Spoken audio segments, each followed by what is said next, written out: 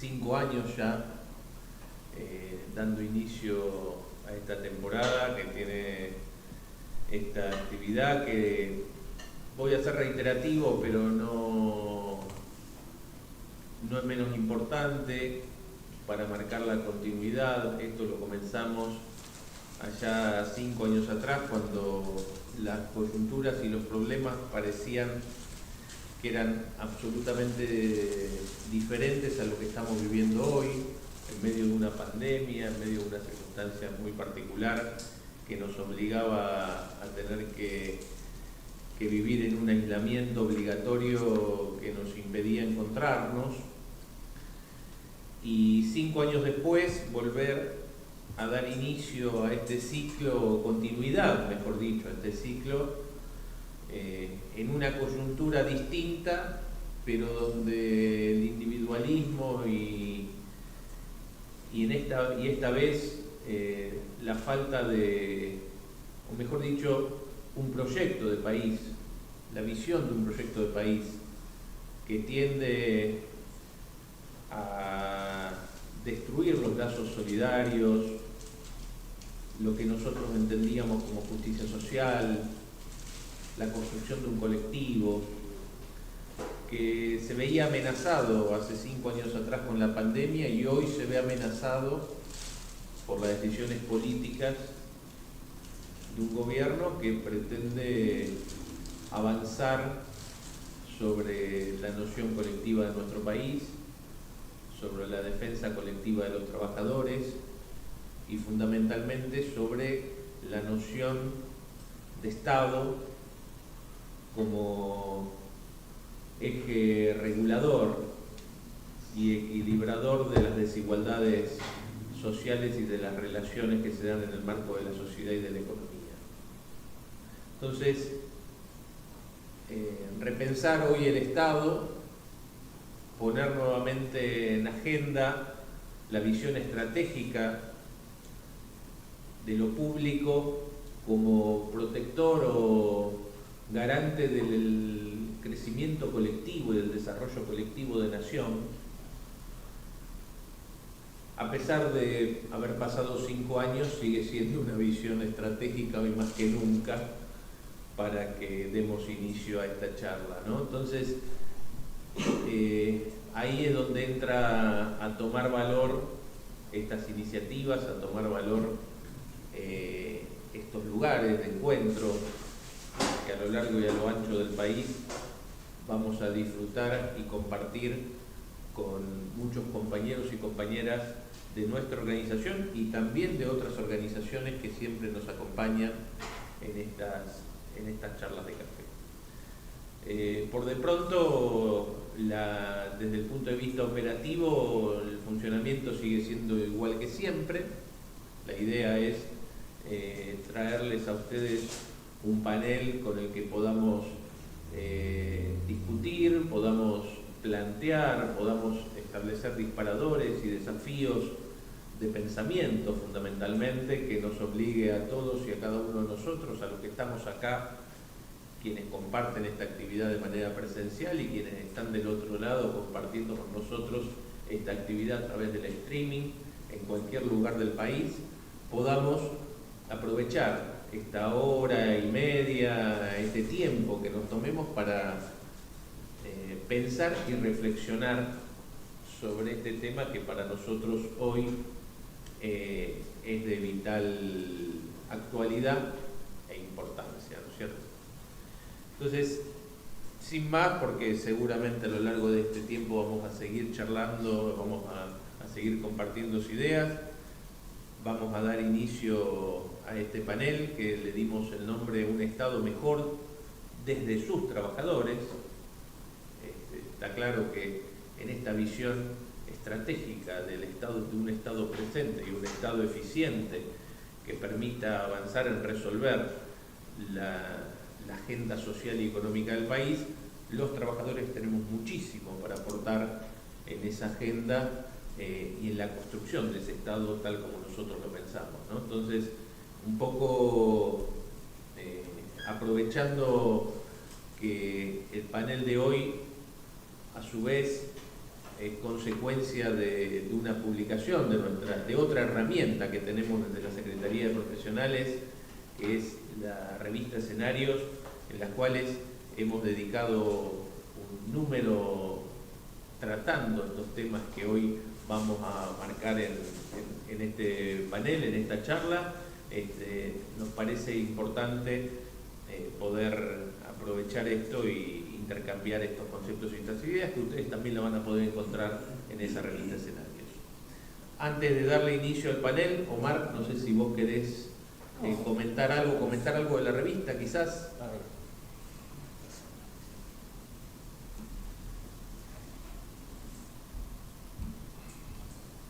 Sí, buenas tardes a todas, a todos. En primer lugar, que estamos presentando una revista que fue, digamos, la cerramos y la pusimos en marcha en trabajo en el mes de diciembre. Y bueno, a raíz de diversos temas o problemas intermedios recién la estamos presentando hoy.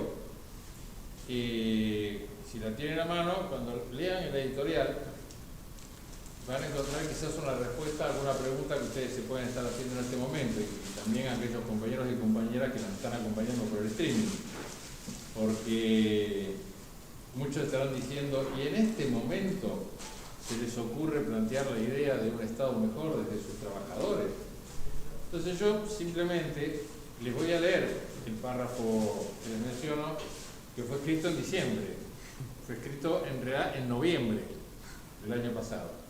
En un momento el editorial dice, este editorial lo escribimos antes de la definición electoral del nuevo gobierno que asumirá en diciembre. Si el destino marca que el candidato del campo popular triunfa en las elecciones, el trabajo servirá para reclamar su escucha y la implementación de las propuestas, además de trabajar juntos para alcanzar las metas que seguramente compartimos en aras del bienestar de nuestro pueblo. Si por el contrario, esa definición nos pone en la alternativa dolorosa y no deseada de tener que luchar para impedir acciones que causarían un daño irreparable a la sociedad argentina, destruyendo avances y logros de décadas en materia de justicia social y dignidad para todos y todas los y las argentinos, servirá para luchar con una propuesta alternativa. No basta con oponerse, es imprescindible tener una propuesta que gane el respaldo y la confianza del pueblo argentino. Creo que, escrito en noviembre, tiene una actualidad absoluta al por qué lo estamos presentando en la revista, al por qué insistimos con este tipo de debate, al por qué seguimos planteando la necesidad que los trabajadores, las y los trabajadores formalicen sus ideas a través de artículos, a través de presentaciones de este tipo, como para mostrar realmente que el Estado no es una gran organización criminal, como sostiene el presidente de la Nación, y que tampoco hablar de Estado y eficiencia es un oxímoron. Quizá lo que sí lo sea es hablar de anarcocapitalismo y Estado, porque un anarcocapitalista coherente con sus ideas estaría haciendo lo que está haciendo Milei, que es intentar destruirlo y arrasarlo para que no quede nada. Y el motivo es también muy sencillo, es el que Milei explicó en Davos, cuando dijo que los héroes del mundo postmoderno son los empresarios y especialmente los grandes monopolios. A buen entendedor, pocas palabras, se lo explicó él, ¿para qué vamos a redundar nosotros? Pero nosotros seguimos en ese sentido perseverando con esta idea y seguimos además convencidos que nuestro país merece y es capaz de conquistar un destino distinto y un futuro mejor. Por eso estamos acá, por eso vamos a seguir estando, por eso vamos a persistir permanentemente en esta idea y en estos debates.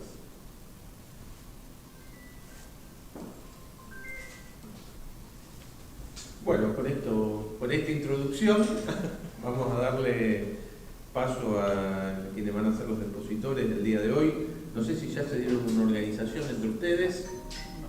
¿No? Bueno, entonces arrancamos de acá para allá, ¿les parece? Bueno, entonces vamos a arrancar con Jonathan Lescano, de la Delegación de UPCN de Cancillería. Bueno, antes que nada, buenas tardes para todos, gracias por la invitación. Además de Cancillería, somos la delegación que incluye la CONAE, la Comisión Nacional de Actividades Espaciales, que tanto en cuestión está en estos momentos con con la eficiencia o el trabajo propio del Estado en función del desarrollo propio, ¿no? Lo primero que me gustaría hacer es un poco aclarar el trabajo que realiza la CONAE. Muchos conocen el trabajo de los satélites que hemos enviado al espacio y el trabajo científico que se lleva adelante. Por la publicidad o mismo propio los compañeros de TELAM han publicado sobre el desarrollo de la CONAE. En la CONAE se genera en 1994, con un decreto se conforma y se da origen a un plan nacional espacial con una idea de vigencia de 10 años, con una intención de armar una política de Estado que perdure en el tiempo, ¿no? Con revisiones regulares, poder ir ajustando, pero sí con una proyección a futuro. Digamos, la intervención, en este caso del Estado, es en función de generar y de promover el desarrollo de la ciencia y la tecnología para poder tener así una soberanía de la información con la que contamos.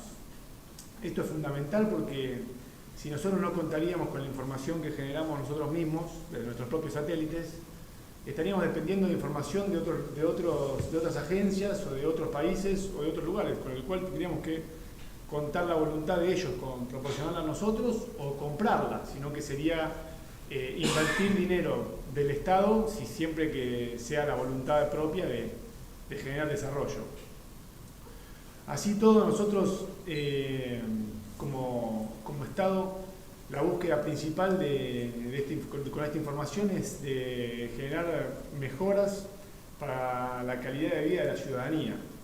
Esto sería en función de conseguir solución a problemas meteorológicos o poder asistir en cuestiones de desarrollo industrial más que industrial sería agroindustrial, con los mapas de humedad que se generan con los satélites. Es una intervención directa por parte del Estado para generar desarrollo, tanto en la ciencia como en la propia industria. Digamos, en el trabajo de la CONAE,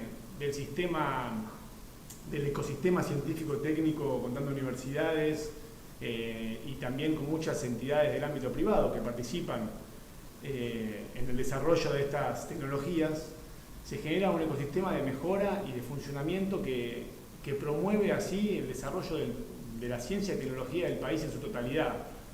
Tanto así que la CONAE trabaja en conjunto con BENC, es una sociedad anónima en la cual la CONAE tiene participación mayoritaria, que genera información a partir de nuestros satélites, la cual se vende en divisas al exterior. Digamos, nosotros promovemos la venta de información generada por desarrollo tecnológico propio al exterior. Qué importante que si no fuese por parte del Estado esta promoción, no sabemos si existiría, ¿no? Tendríamos esta iniciativa de conocimiento espacial, es difícil de considerar.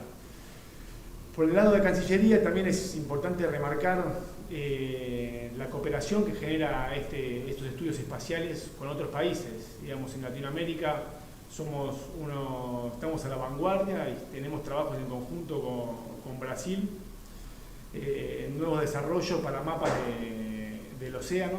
Se está trabajando en eso para mejorar el conocimiento, que tanto sirve para la seguridad, por la pesca ilegal, como también para el desarrollo propio de análisis sobre plataformas continentales y realmente la seguridad propia, ¿no?, de este tema.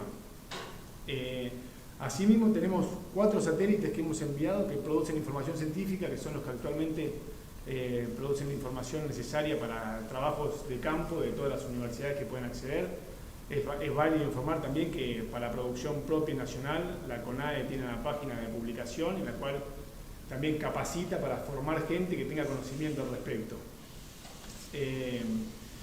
Me parece muy importante detallar tres proyectos que están en víspera de desarrollo por parte de la CONAE, con un trabajo en conjunto con otros países y con el INVAP, que también es una sociedad del Estado que trabaja en investigación aplicada para poder hacer desarrollo, que con CENEA desarrollan también satélites y radares que están instalados, por ejemplo, en los aeropuertos, que son también propios y que son también material y producción argentina que tiene aplicabilidad en el exterior y con posibilidad de venta, digamos. De nuevo, el desarrollo tecnológico argentino, muy útil para generar ingresos de divisas en la venta hacia el exterior, ¿no? Estos tres proyectos es el que mencionaba con el trabajo con Brasil, que se llama Sabia Mar, que está produciendo información sobre el océano. El segundo se está trabajando es el proyecto SARE, que se trata es una arquitectura segmentada, que es una idea del envío de satélites que se intercomunican entre ellos y generan información intercomunicada que envían una proyección desde el espacio hacia la Tierra y trabajando en función de toda el espectro de la metamorfosis de la Tierra y de la función que está generando, digamos, los movimientos tectónicos que se pueden prever con el clima y las catástrofes que pueden llegar a generar.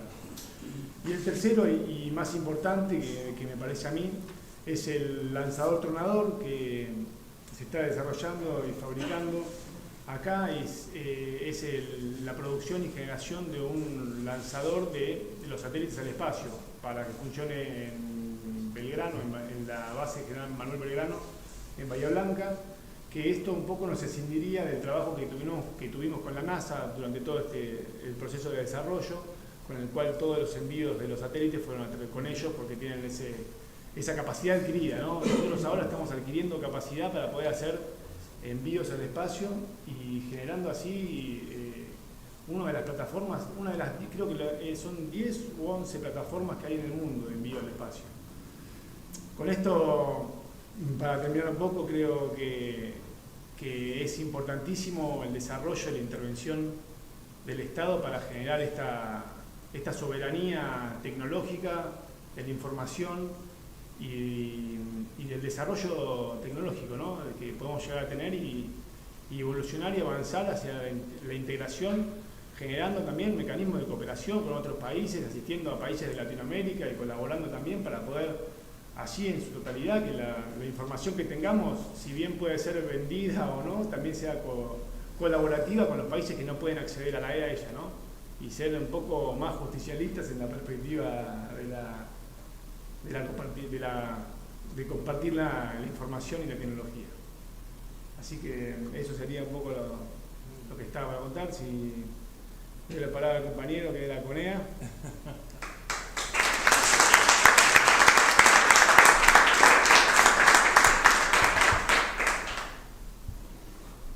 Bueno, muy buenas tardes a todos y a todas.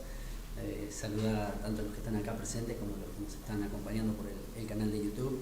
Arrancamos ya con el trabalengua, CONAE, CONEA y las distinciones y la CONEA también, que siempre entra en escena, pero bueno, agradezco a Jonathan por la introducción, un poco de ya poner sobre la mesa algunos de los temas que nos interesan, que están plasmados en el artículo y que me parece que ponen también en valor algo que creo que es importante en términos de agradecimiento al espacio y a la herramienta de la revista Escenarios, porque generó un espacio, en el caso nuestro, en donde se mezclaban las pasiones de la militancia y la representación gremial, las responsabilidades desde la gestión pública, desde los lugares de trabajo que cada uno como empleados estatales, como trabajadores de la Administración Pública Nacional, nos sentimos representados y orgullosos muchas veces de lo que hace el Estado Nacional en la vida de cada uno de nosotros.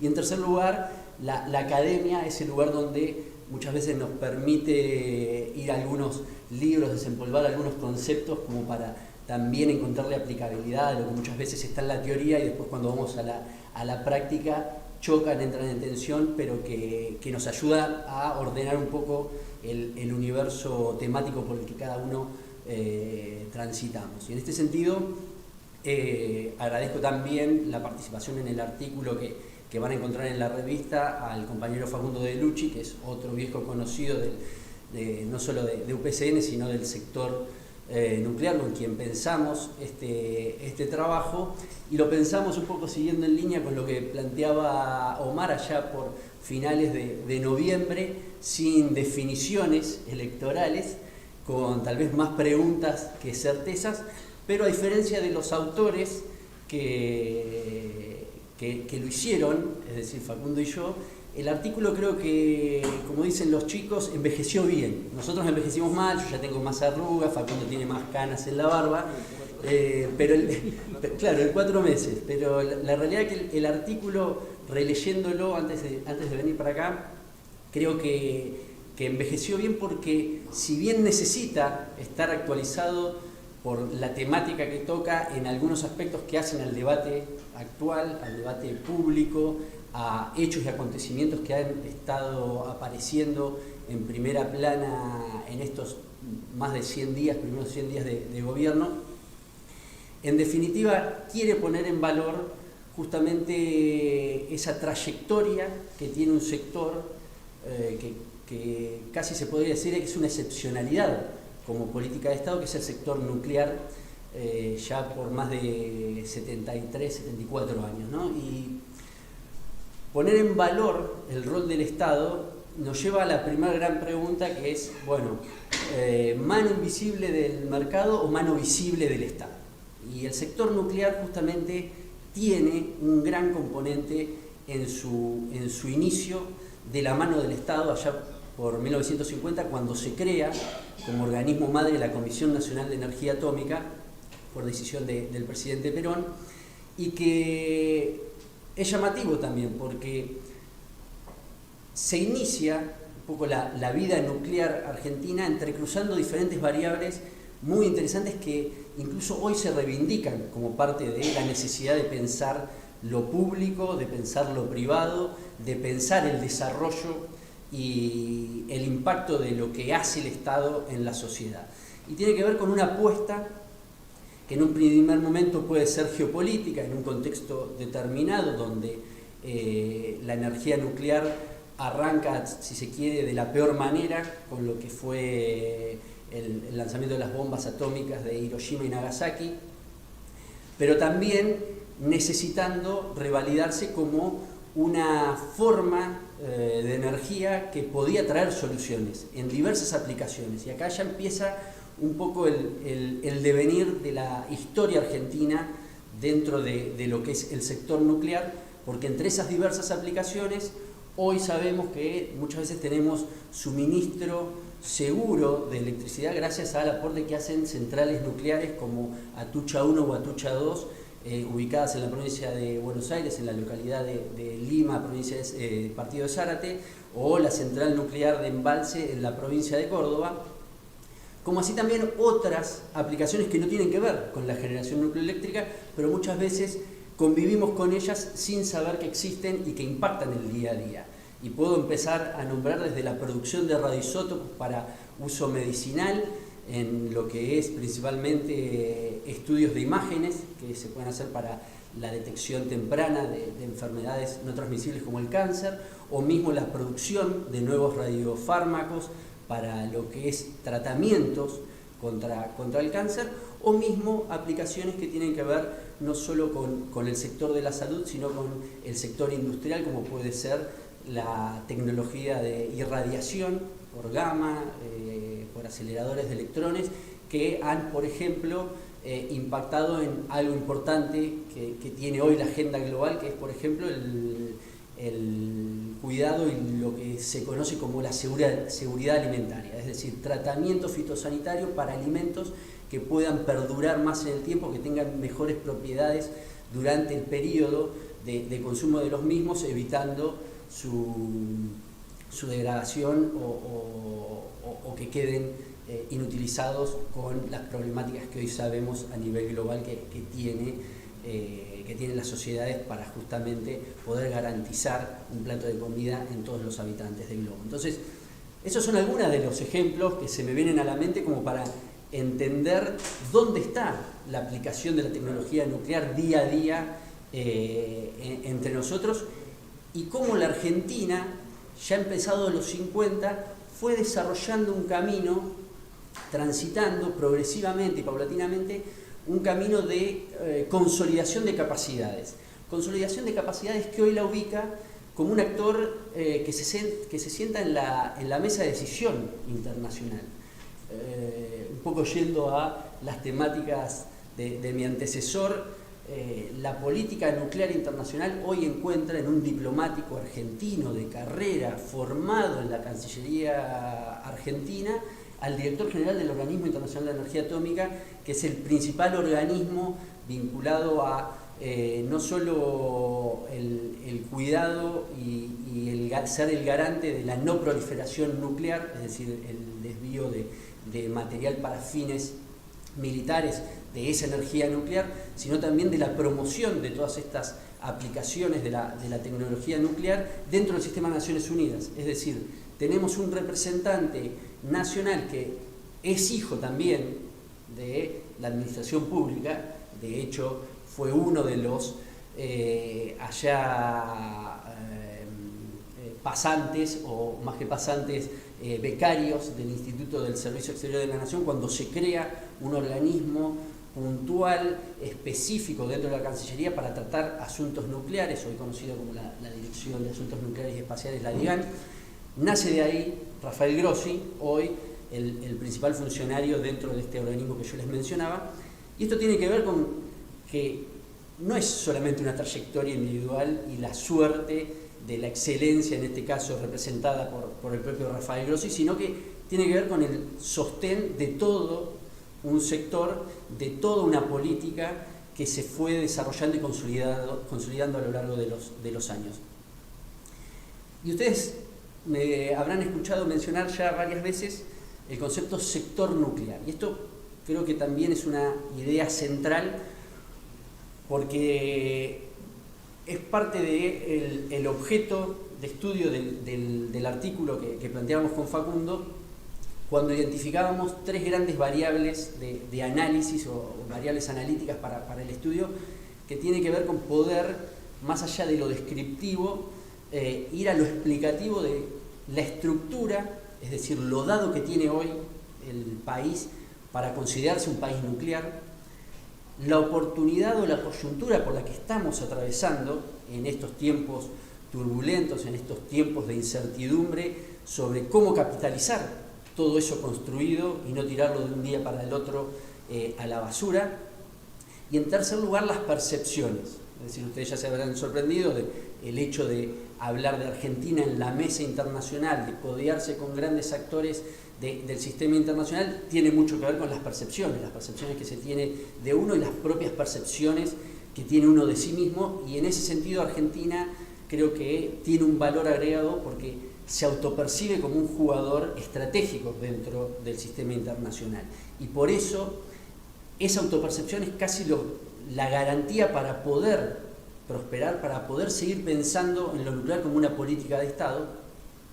Entonces, recapitulando y yendo a lo estructural, bueno, tenemos en esos comienzos, en los 50, todo un desarrollo que ha ido generando lo que nosotros en la jerga denominamos ecosistema nuclear, y que en ese ecosistema nuclear se encuentran empresas como INVAP, Sociedad del Estado, en manos de la provincia de Río Negro, hoy tal vez la empresa en el mundo identificada con un producto estratégico en el mundo nuclear, que son los reactores multipropósito, los reactores de investigación, reactores que tienen que ver no solo con la investigación y el desarrollo, sino que tienen que ver con fines productivos, con esto que yo les mencionaba, plantas asociadas para la producción de radioisótopos, plantas asociadas para el estudio de materiales y la producción de elementos combustibles para este tipo de desarrollos tecnológicos.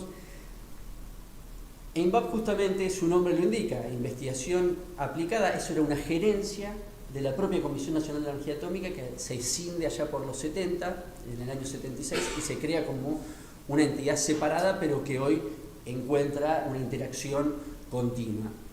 Entonces ya tenemos un modelo separado de lo estandarizado a, bueno, caracterizar o conceptualizar el Estado nacional, es decir, la creación de una empresa, una sociedad del Estado, que tiene la particularidad de sobrevivir gracias a sus propias ventas, no de los aportes del Tesoro Nacional.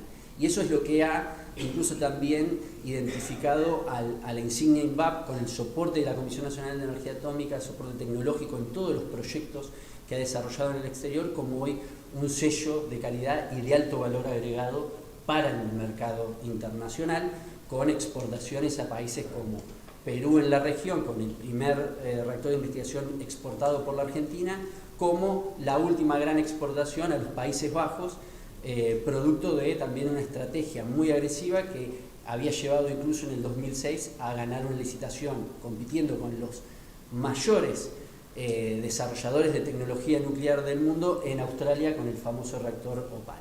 Ese reactor, también para mencionarlo, tiene su versión a nivel local, es decir, la Comisión Nacional de Energía Atómica, con INVAP como contratista, ha desarrollado lo que se conoce como el reactor multipropósito RA10 en el Centro Atómico Ezeiza. Estuvimos hace unos días visitando las instalaciones como para ver su envergadura, para ver su importancia, y ese reactor también se está desarrollando de la mano del Estado Nacional hoy en la Argentina para no solo duplicar capacidad de producción de radioisótopos por la demanda local, sino también pensando en poder abastecer el mercado regional y también para fortalecer una comunidad de usuarios del sistema científico-tecnológico que incluye no solo investigadores del CONICET, sino de otros organismos de ciencia y tecnología de nuestro sistema nacional, como así también usuarios del sector privado que necesitan estar un poco a la vanguardia tecnológica, en la frontera tecnológica, para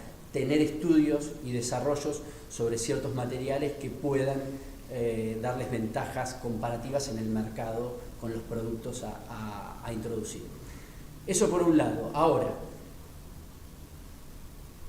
el corolario de INVAP se va a reproducir en otras entidades, en otras instituciones, en otras empresas.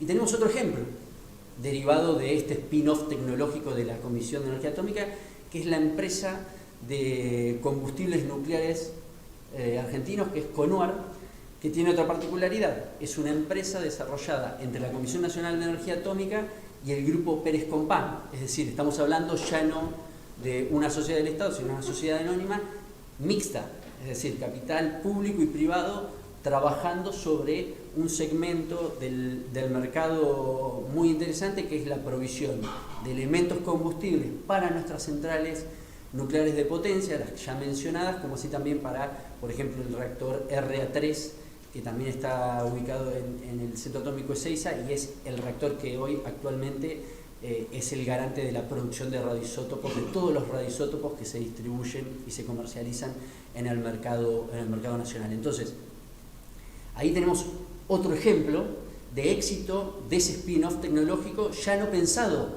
íntegramente del Estado, sino pensado con un actor que en este caso estaba interesado en el negocio nuclear, que era el grupo Pérez Compán, como mencionaba, y que hoy lo encuentra pensando en licitaciones de gran envergadura, licitaciones que pueden ascender a valores de más de 200 millones de dólares en lo que hace a proyectos en los cuales nosotros ya hemos tenido experiencia, porque justamente gracias a las capacidades desarrolladas por la Comisión Nacional de Energía Atómica, a través también de la empresa CONUAR, allá por el 2016-2017, pudimos terminar lo que se conoce como el proyecto de extensión de vida de la central nuclear de Embalse, una central nuclear de Embalse que había entrado en operación allá por los 80, año 84, 83-84, y que llegada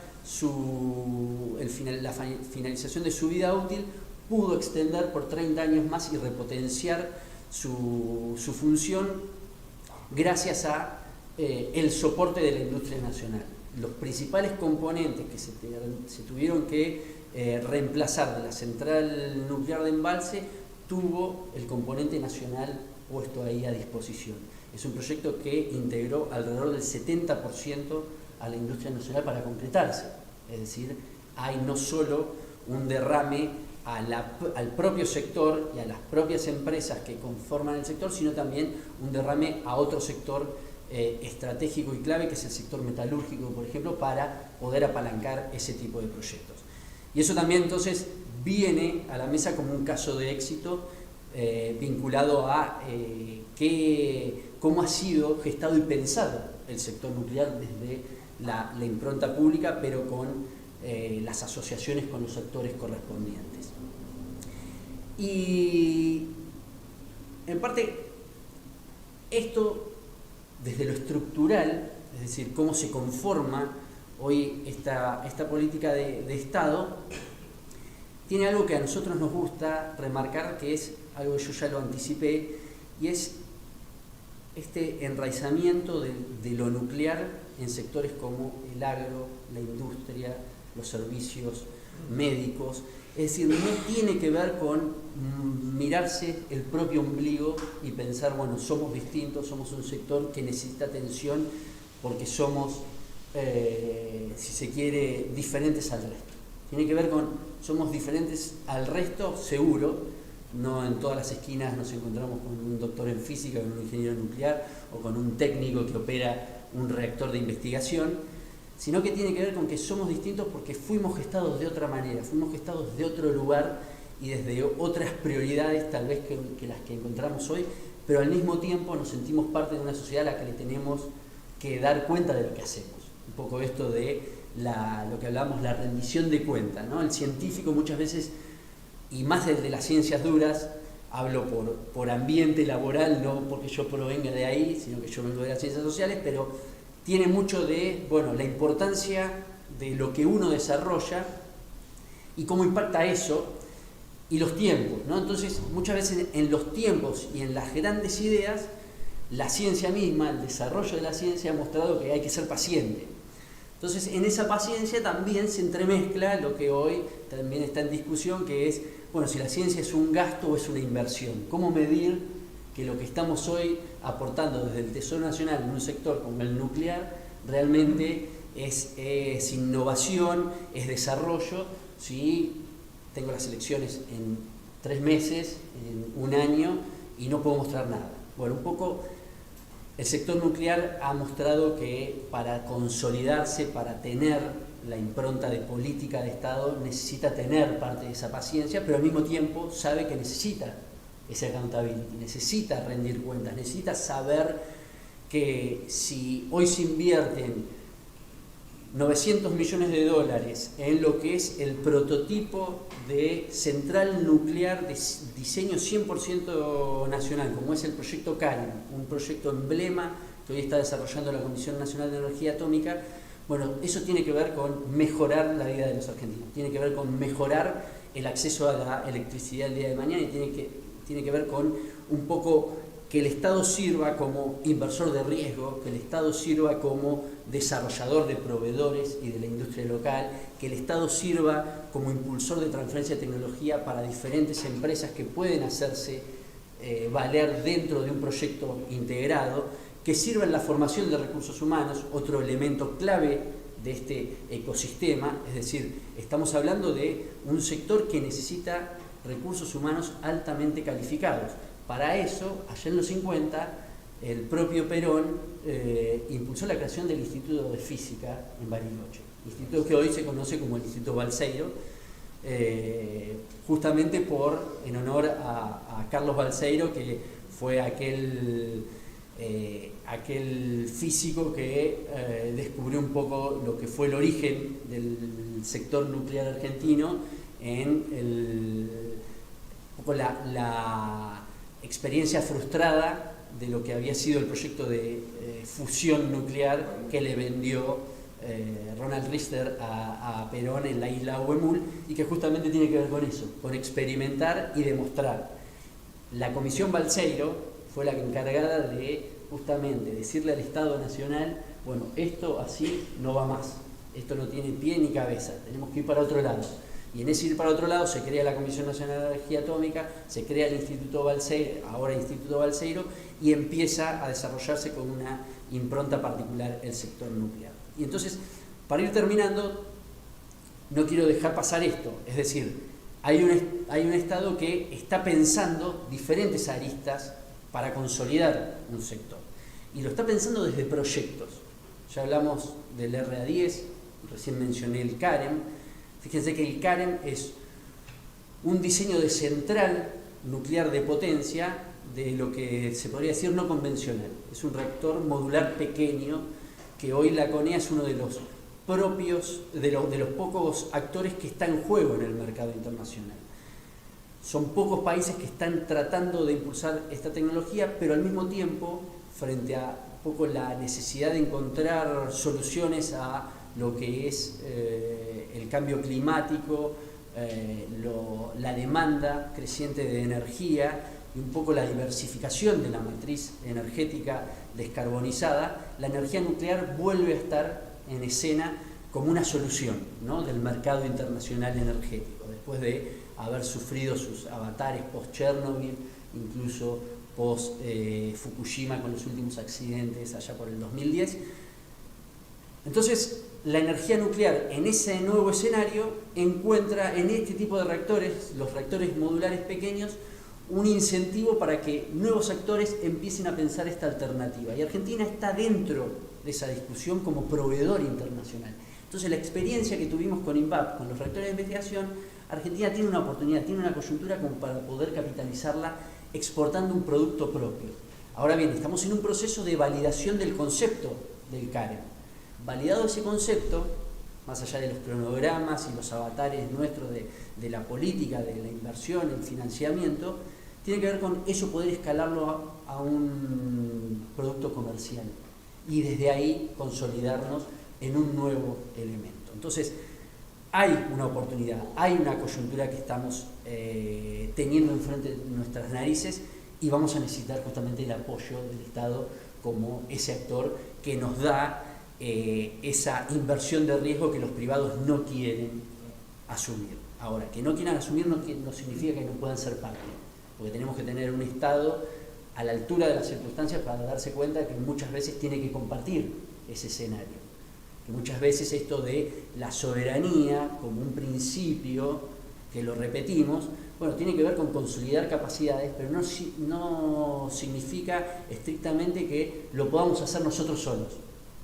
recayendo todo el peso en el Estado cuando tenemos otras prioridades, que es un poco los números y los porcentajes que hoy nos quieren poner sobre la mesa para justificar cualquier cosa que tenga que ver con el recorte del gasto público. Entonces, en este sentido me parece sí que tenemos una coyuntura de oportunidad, y en términos de percepciones me parece que volver a esto, la idea de autopercibirnos grandes como sector nuclear, autopercibirnos importantes como un sector que tiene impacto en la vida de las personas, que tiene impacto en la sociedad y que sigue teniendo cierto prestigio en el sistema internacional. Es decir, nos están viendo como, entre otras cosas, dador de cooperación, un poco siguiendo con la línea de Jonathan, como un proveedor confiable, y eso es producto de años, no lo podemos desperdiciar, porque justamente cuando vemos la proyección de lo que es un modelo productivo, un modelo de valor agregado que trate de romper la reprimarización de la economía argentina, el sector nuclear tiene algo para ofrecer interesante.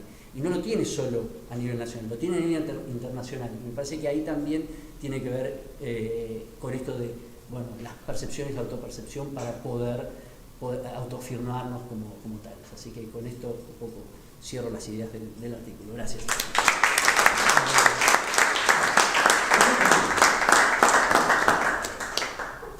Bueno, gracias Jonathan, gracias Juan. La verdad que uno se queda pensando, ¿no? Con esta charla, especialmente uno imagina en esta era del conocimiento, donde tener la capacidad de controlar la tecnología y la investigación hace parte de la soberanía, ¿no? Es decir, tener el control y la posibilidad de articular, de desarrollar inteligencia artificial, de controlar la tecnología, especialmente lo que tiene que ver con la aplicación, hace también a un esquema de soberanía nacional que le da sentido a todo esto, ¿no? Porque si no lo hace el Estado y si la tecnología no queda en casa, en algún lugar está. Y si no la controla y la administra y la maneja y la promueve el Estado, lo va a promover y hacer otro. Y quizás el concepto de desarticular el Estado en la política estratégica, como puede ser esta, en la era del conocimiento, es abrirle el paso a que sean otros los que controlen esta tecnología en lugar de nosotros. Y pasemos también en esto a ser dependientes del conocimiento y de la tecnología de otro. Entonces me parece que es estratégico cuando uno habla, estamos hablando de sistema nuclear, de política aeroespacial, que me parece que en este momento, como tantas otras, ¿no? Investigación científica, investigación sanitaria, todo lo que hace en definitiva que el Estado dé respuestas o soluciones a las problemáticas no solo coyunturales, sino también estratégicas del pueblo argentino, hace a tener la soberanía del control y de la planificación estratégica de todos estos recursos, que como vos bien decías, nos permiten incluso hasta competir en el mundo. Si lo vemos desde el punto de vista del mercado, ¿no? Si lo vemos desde el punto de vista del mercado, la Argentina también tiene capacidad para competir con el resto de las naciones en el mundo en condiciones de igualdad. Eso es soberanía. Pero cuando nosotros hablábamos del Estado presente, que sin lugar a dudas lo que ustedes hablaban y mencionaban tiene que ver con ello, no podemos pensar tampoco un Estado presente y eficiente si no es profesionalizado, ¿verdad? Es una pelea y es una discusión que nosotros como organización sindical venimos sosteniendo a lo largo de los 75 años de historia, la necesidad de profesionalizar al Estado y al capital humano del Estado como una herramienta para proyectar el futuro. Y en el camino de la profesionalización, la formación y la capacitación son estratégicos, ¿no? Con una visión aplicada, con una visión que de alguna forma prepare las habilidades de nuestra gente, que es la que hace el Estado, para avanzar en lo que ustedes decían, ¿no? Por eso es tan importante pensar estratégicamente la formación y la capacitación en el sector público. Y por eso tenemos a nuestro compañero y amigo Antonio Montaña, que además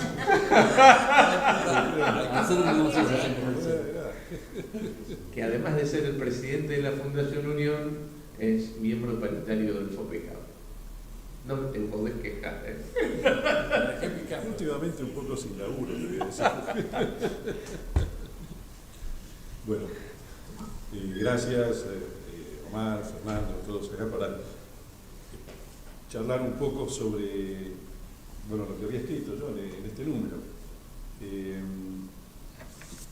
Un poco retomando, Omar leyó algunas cosas sobre la editorial y yo también quiero recordar algunas cuestiones que escribí cuando me invitaron a escribir el artículo, que tiene que ver un poco con las circunstancias actuales que estamos pasando, ¿no? Yo decía, cuando comencé a escribir el artículo, lo titulé el subtítulo ¿En qué contexto?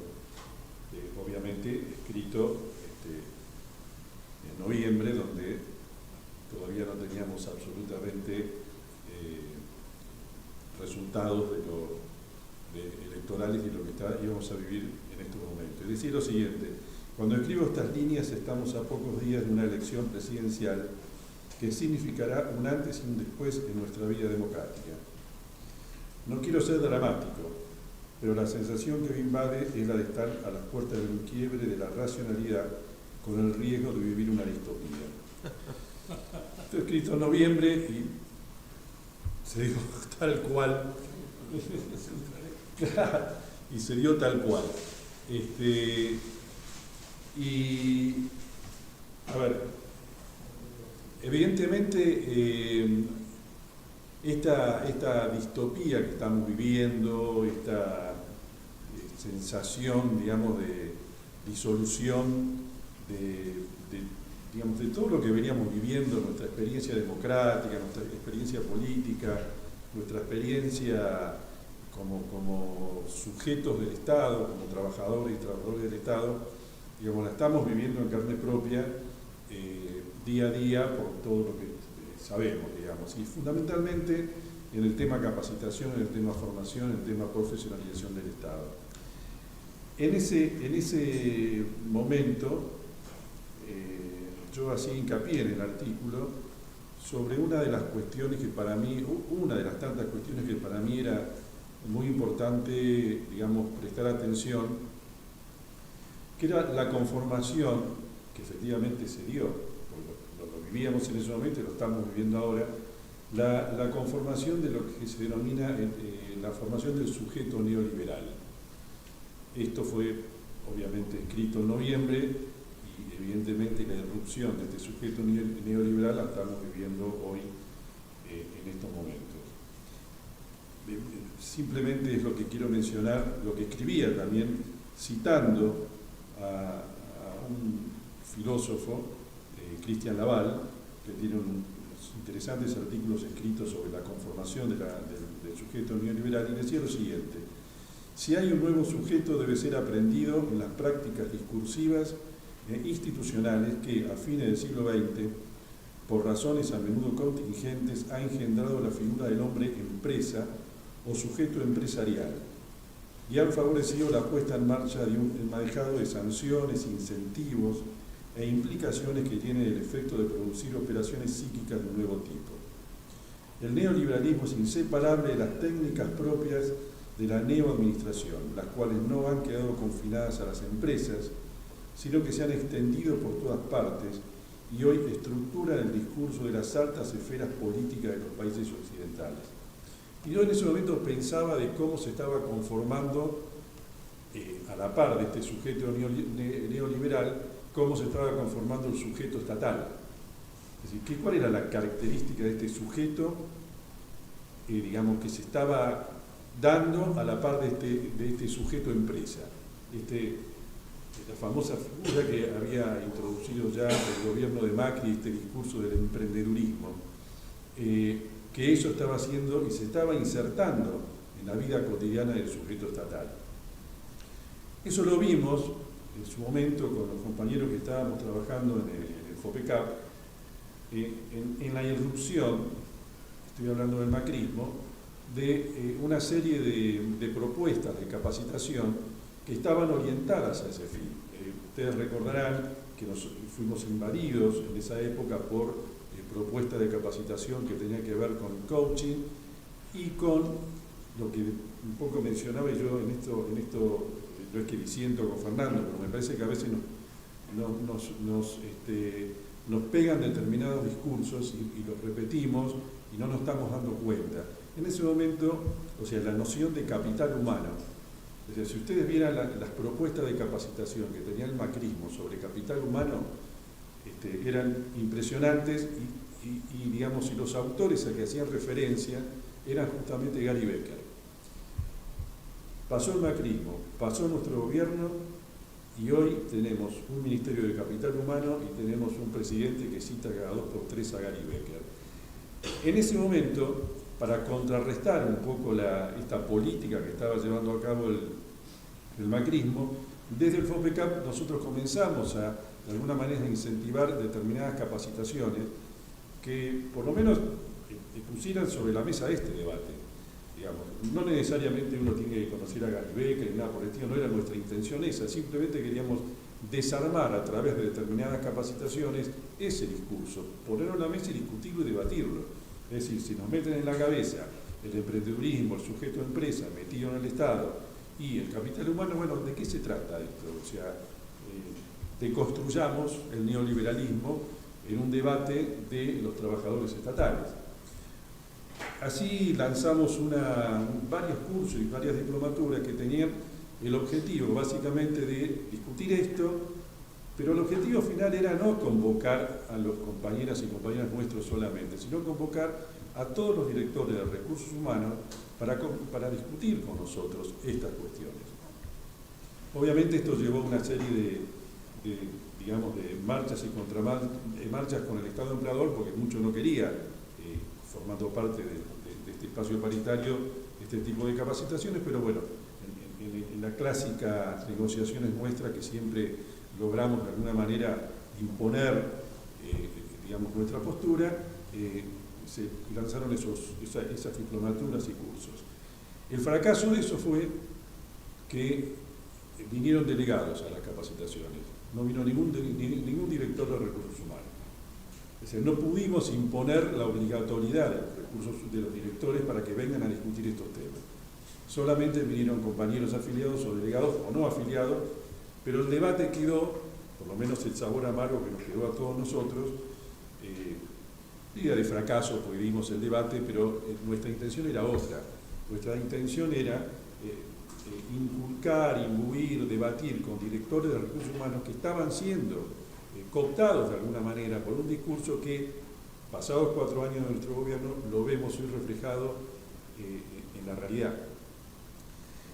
Digo esto porque hoy estamos viviendo una situación, pasaron las cosas 100 días de gobierno, y hoy tenemos, como digamos, corolario de todo, digamos, de esa intencionalidad que tuvimos en noviembre del 23 en la época del macrismo, discutir estos temas. Hoy tenemos, después de 100 días de gobierno, la no convocatoria del espacio paritario del FOPECAP, porque el Estado empleador no está convocando a los paritarios, no está designando a los paritarios titulares. Por lo tanto, hoy el FOPECAP como fondo de capacitación no está funcionando. Por lo tanto, hoy no tenemos la posibilidad de, hasta ahora, por lo menos, de continuar con este proceso de profesionalización del trabajador estatal, ni la posibilidad digamos, de aportar desde nuestra visión, de nuestra perspectiva, la capacitación necesaria que se necesita justamente para poder fortalecer la ejecución de políticas públicas que son necesarias, esas políticas justamente para el bien común. Nuestra idea de Estado, que compartimos todos, es justamente que el Estado es ese aparato que ejecuta la política, digamos, ideada desde quien ganó las elecciones.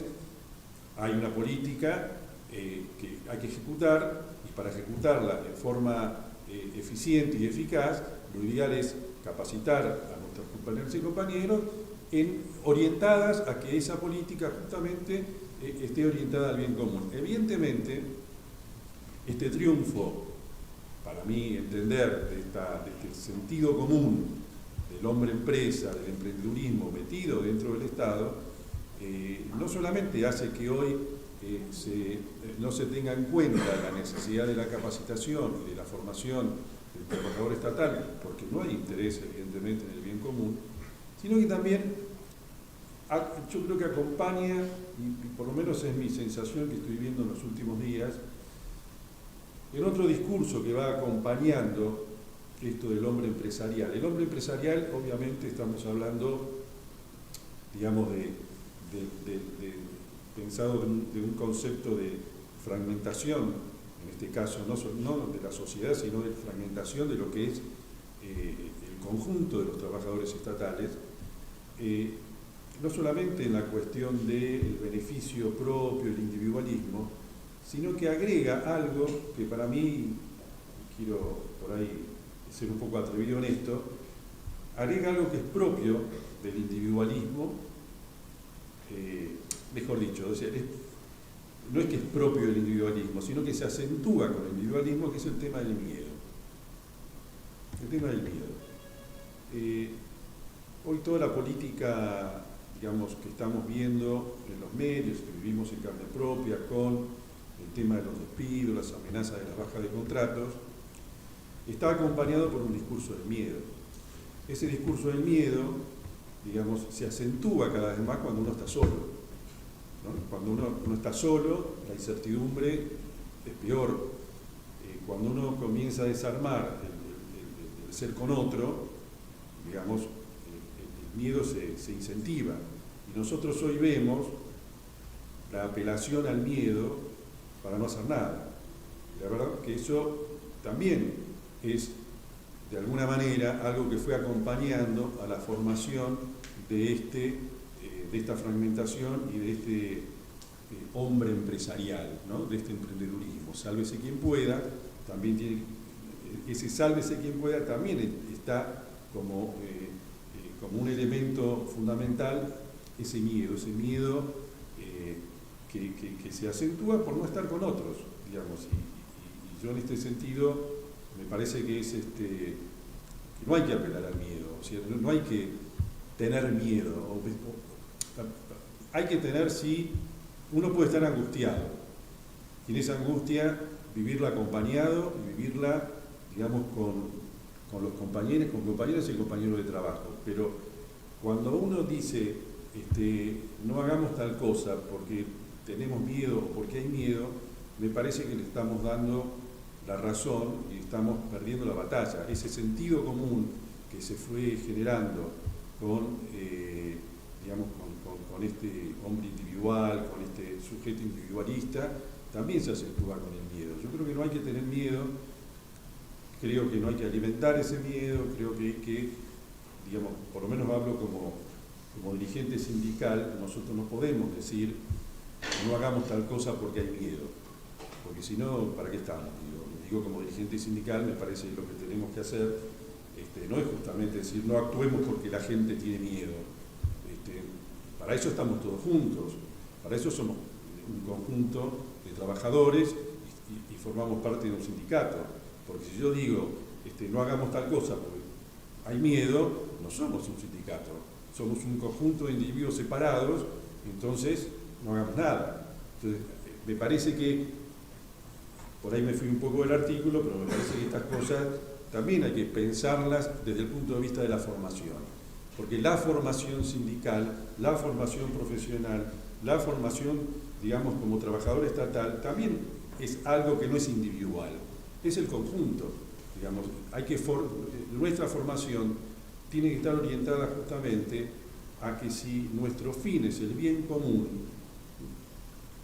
tiene que estar acompañada por elementos que impliquen la solidaridad y el trabajo en conjunto. No hay una formación, digamos, nosotros no tenemos que pensar la formación profesional como profesiones independientes. Nosotros nos formamos como sujetos estatales y esa es la orientación que tiene que tener nuestra formación. Va a ser muy difícil, por lo menos desde el FOPECAP,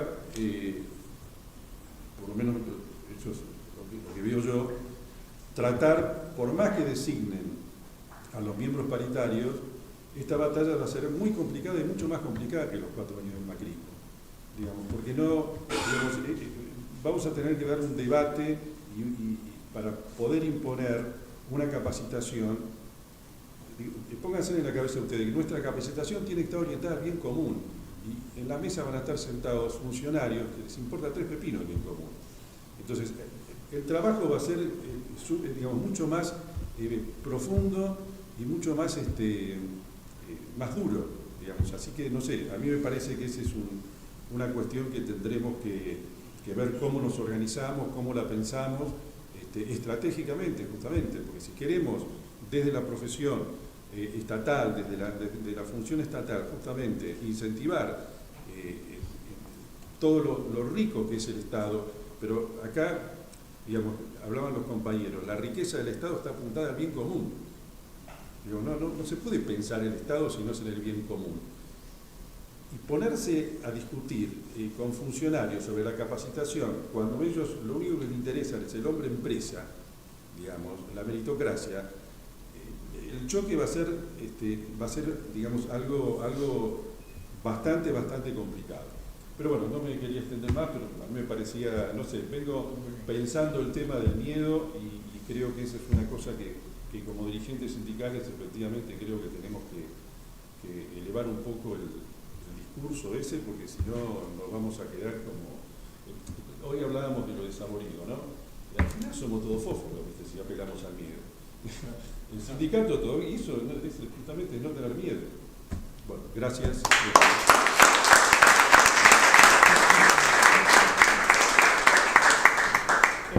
No, me gustaría invitar a participar a Carolina Catani, que es asesora legal de la CONAE, que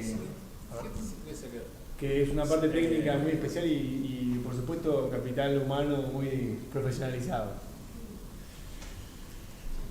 Muchas gracias. No me acuerdo del personaje que decía antes de hablar, quisiera decir unas palabras. Mencionaron varias veces la justicia social. Yo además de maestra ciruela soy docente acá, en la escuela, y siempre les invito a repasar el artículo 75 de la Constitución, inciso 19, porque porque esa discusión en la Argentina ya fue zanjada en la reforma de 1994, precisamente dentro del capítulo referido al poder legislativo, en donde la justicia social pasa a ser algo mandatorio en la elaboración de leyes. Esta sorpresa, cuando se lo mencioné a algún diputado o a algunos panelistas de programas de televisión, que me volví loca porque estaban hablando en el aire, creo que como ciudadanas y ciudadanos también tenemos que tener presente. No es algo habitualmente común, se discute un montón sobre la justicia social, pero en la República Argentina hoy está incluida en nuestra Constitución Nacional. Simplemente eso, porque lo mencionaron y me vino a la mente. Siempre a los compañeros y compañeras que participan acá en la escuela sindical, además de hablar del bien común, hablamos de la justicia social. Brevemente, retomando un poco lo que decía Jonathan, y bueno, gracias por invitarme a participar. La Argentina es un país espacial. ¿Y por qué es un país espacial? Por su extensión, por su diversidad geográfica, por la necesidad de tener que atender las cuestiones medioambientales, catástrofes. Y a la vez, la actividad espacial es netamente colaborativa. Es decir, el origen de la actividad espacial, justamente después de los eventos de la Segunda Guerra Mundial y de las bombas atómicas, se tenía temor, porque era una tecnología, el conocimiento de una tecnología misilística, se tenía temor en que los efectos devastadores en la Tierra fueran llevados al espacio. A veces pienso que no hemos logrado mucho pese a que hay tratados sobre eso. El ser humano es bastante particular. Entonces nacen discusiones entre diplomáticos, especialistas, técnicos, cuál podía llegar a ser el régimen que rigiese las actividades en el espacio para contener esto de no hacer una guerra misilística o llevar los efectos de las bombas nucleares al espacio, y que todos los estados, porque de eso se trata, pudieran ser parte de las actividades espaciales. Y nombro estados porque, primero, la actividad espacial se rige y se regula en las Naciones Unidas. Hay una comisión espacial, una comisión específica, la Comisión para los Usos del Espacio Ultraterrestre con fines pacíficos. Ya se le dio un sentido, se estableció eso en el Tratado del Espacio. Y otro de los principios que tiene es, no hay posibilidad de reivindicación de soberanía, y a la vez, como principio mandante, la cooperación, la investigación científica en el uso de las actividades espaciales. Y los que son responsables son los estados. ¿Puede participar el sector privado? Sí, puede participar el sector privado. El Tratado del Espacio los menciona como entes no gubernamentales, pero tienen que ser autorizados y supervisados por los estados. Es decir, hablar de ausencia de Estado en la actividad espacial es imposible. Y el origen de la actividad espacial en el mundo, por quien tenía el conocimiento y la billetera, eran los estados. Y hoy sigue siendo así. A partir de los años 90, habrán escuchado por ahí la frase del New Space, que es un paradigma nuevo, los actores privados o del sector privado empezaron a tener mayor relevancia. Pero los estados no desaparecen.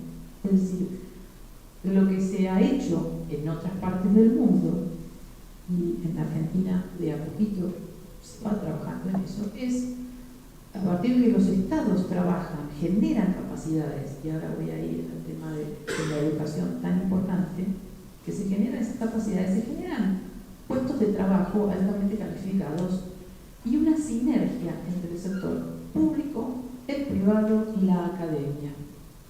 Trabajan en conjunto y los estados siguen estando presentes.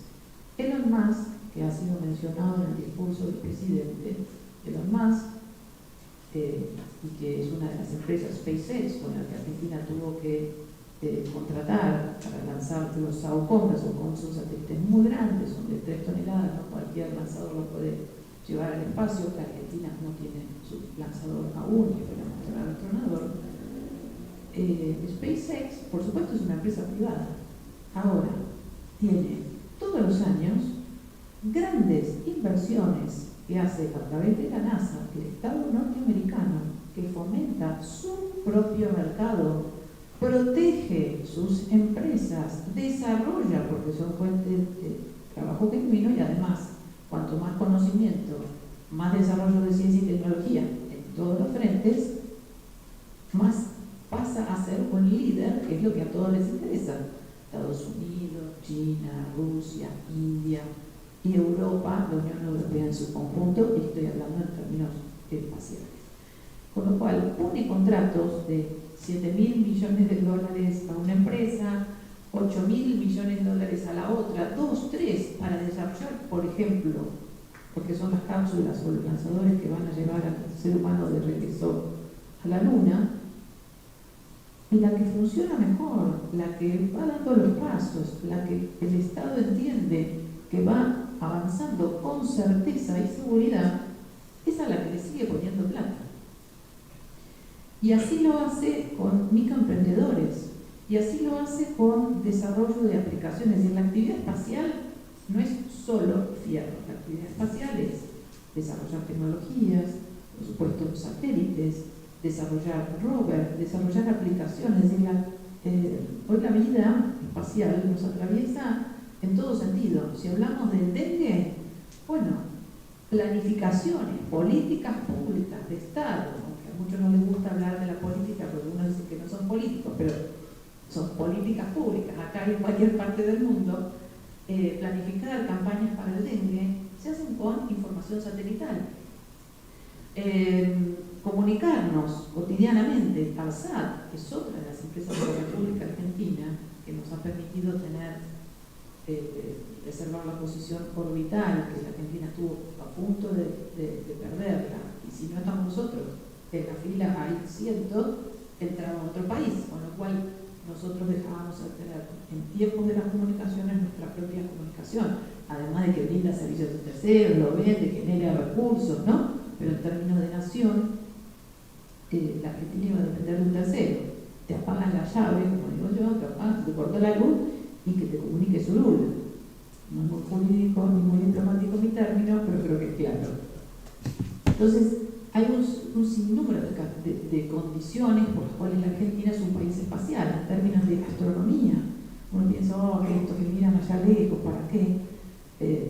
A veces pensar en entender el espacio profundo permite entender qué cosas pueden llegar a pasar de impacto en la Tierra. Las tormentas solares, las tormentas espaciales, todo eso tiene impacto en nuestra vida cotidiana, en nuestra salud, en las comunicaciones.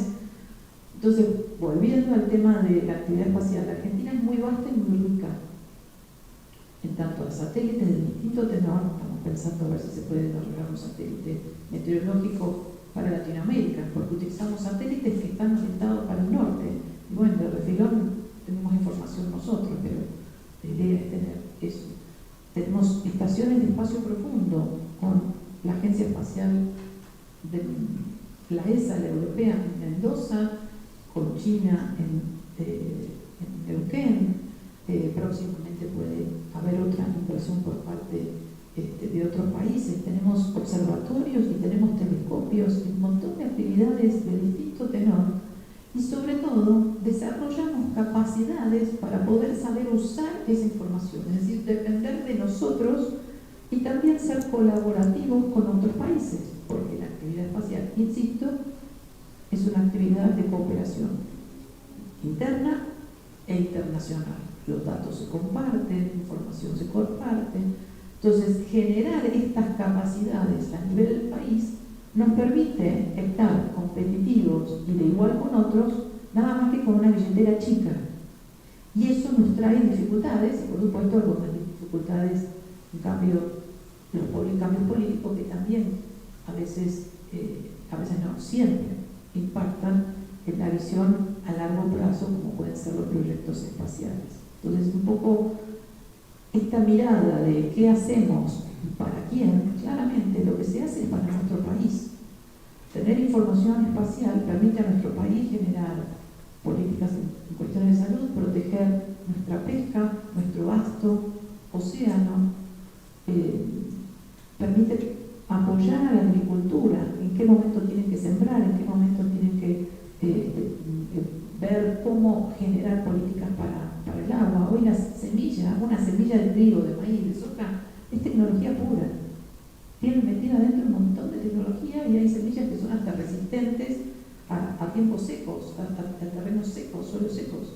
Entonces, bueno, la información satelital permite al productor agropecuario tener alguna proyección o utilizar, nosotros tenemos caña de azúcar, bueno, cómo utilizar determinados sobrantes o determinados procesos que se pueden llegar a hacer, que con la tecnología espacial desde muy lejos puede mirar muy cerca. Y por supuesto en términos de seguridad nacional, en términos de narcotráfico, bueno, delitos transnacionales, impacto ambiental, calidad del aire, calidad del agua. Mencionaba Sabiamar la próxima misión de la República Argentina.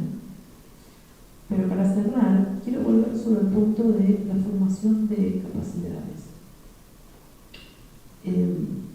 Los estados son los que han sido el motor de la formación de eventos en ciencia y tecnología, y lo hemos visto en la pandemia. No fue casual. El primer satélite lanzado al espacio orbitando exitosamente fue el Sputnik 1 de la Unión Soviética, ex Unión Soviética. A poquitos días, meses, Estados Unidos pudo alargar sus satélites, peor el uno, por eso hablamos de la carrera espacial, porque bueno, en aquel momento de la Guerra Fría, esa carrera y esa visión estaba, no fue casual, que con las vacunas, los países corrían una carrera a ver quién era que primero iba a patentar el descubrimiento de una vacuna que iba a poner la cura a una pandemia. Por supuesto, Rusia salió con su Sputnik, su vacuna Sputnik, y dijo que esta es mía. Y marcó la cancha. Y ahí otras empresas en el mundo lo hicieron, pero por supuesto muchas de las empresas también tenían atrás, cerca, al costado, con inversión, con apoyo de universidades, inversiones o intereses puestos. Entonces, si yo quisiera salir hoy a hacer una empresa, porque soy una emprendedora que quiere hacer suéteres, y digo, bueno, voy a salir a tejer suéteres, primero tengo que tener con quién hacerlo, es decir, alguien que sepa tejer. Voy a necesitar a alguien que fabrique las agujas, voy a necesitar a alguien que produzca lana y alguien que la cardee, la tiña, no sé. Entonces hay que generar capacidades. Bueno, si yo quiero ser un país líder en ciencia y tecnología, lo mismo sucede en materia espacial. Nada más que en materia espacial son pocos los países que tienen ese conocimiento. Y la Argentina ha llevado adelante desde hace muchos años políticas y programas en generar esas capacidades. Si yo quiero llevar adelante desarrollos que están en la frontera del conocimiento, tengo que empezar con la niñez, en acercar a la niñez al conocimiento de qué es el uso de la tecnología. Nosotros tenemos un doble problema, porque tenemos que acercar a la niñez primero a la escuela, que puedan terminar la escuela, que puedan acceder a la universidad y que además manejen otro idioma. Esto yo siempre lo digo en los foros internacionales. ¿Por qué? Porque mayormente, si bien la población de habla hispana es muy grande, mayormente el idioma que se utiliza como punto común es el inglés. Con lo cual imaginen cuántas barreras hay que romper y obstáculos sortear para poder ser un país que tenga conocimiento, como tiene la Argentina, en el desarrollo espacial. Y la educación pública, fundamentalmente, es la que ha podido dar esas oportunidades e igualar, para poder generar más oportunidades, para que más personas, hombres y mujeres, puedan acceder a este conocimiento y a partir de ese conocimiento generar hoy lo que la Argentina puede generar en materia espacial. Entonces ese nexo primero se hizo con el sector público, y por eso también es importante el sistema científico-tecnológico. A partir de ahí se generaron más recursos humanos, capital humano, como se les quiera denominar. Para mí me gusta hablar de personas que han podido adquirir esas capacidades y ese conocimiento, que en lo colectivo pueden o trabajar en el sector público o pueden abrir sus nuevos ámbitos de trabajo en el sector público. Ese sector público que otros países han desarrollado muy fuerte, y ese sector privado que han desarrollado muy fuerte, mantienen una estrecha interrelación. No hay una diferencia. Por supuesto, cuanto más puestos de trabajo ese país, mejor va a estar, porque va a generar además calidad de vida como personas, ¿no? Quien tiene trabajo tiene dignidad. Entonces, creo que eso es lo importante. Pero tenemos un sinnúmero de leyes en Argentina, el fomento de la ciencia y tecnología, que permiten a las empresas, ya que tanto gustan hablar de empresas privadas, que no tienen la espalda para tener una gerencia de I+D. Entonces, a través de distintas normas que el Estado ha provisto y de las capacidades que tiene el Estado con profesionales altamente capacitados, se pueden armar estrategias de donde el Estado y la academia son los que le hacen las veces de gerencia de I+D.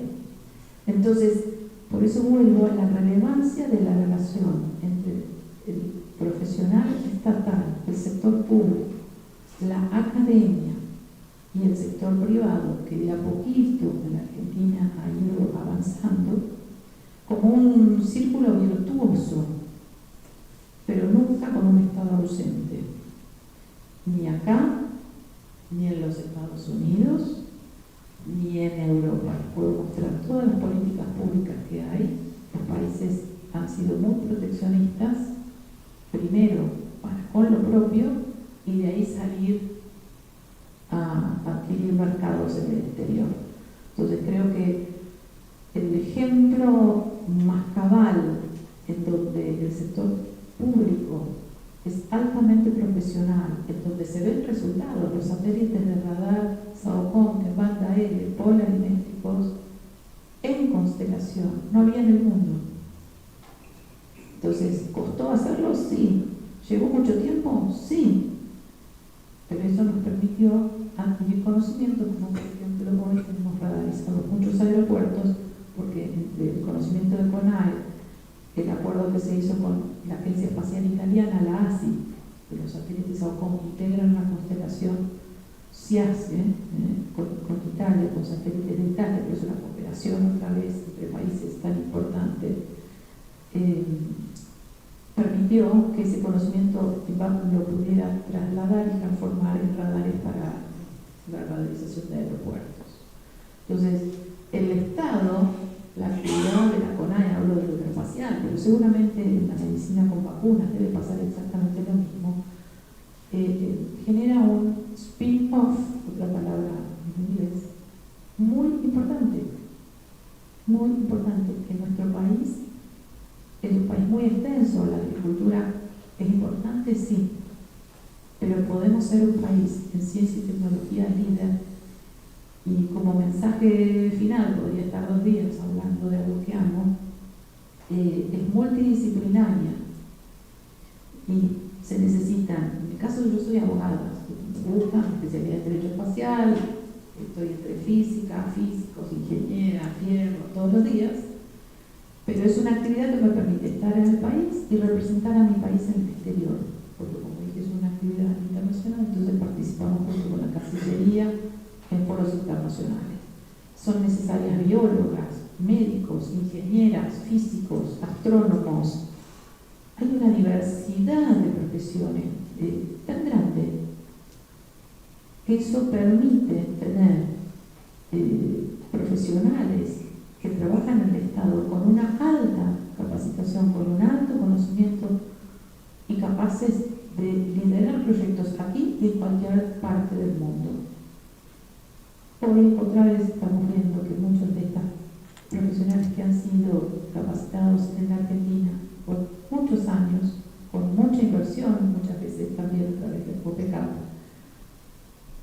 no encuentran destino aquí y empiezan a encontrar destino afuera. El no invertir en nuestro país en este tipo de proyectos, en alguna medida, hace que en otros lugares encuentren destino nuestros profesionales. Y hoy tenemos gente trabajando en proyectos de Marte en la NASA, tenemos gente trabajando en Europa, trabajando en Japón. Entonces, bueno, creo que da muestras de lo que las y los profesionales formados, desarrollados en el Estado dan para el país con la camiseta puesta, pero a veces, bueno, por razones que van más allá de la camiseta y el amor que se tiene por el país, emigran a encontrar nuevos rumbos en otro lugar. Así que ese es mi mensaje. En la Argentina se puede.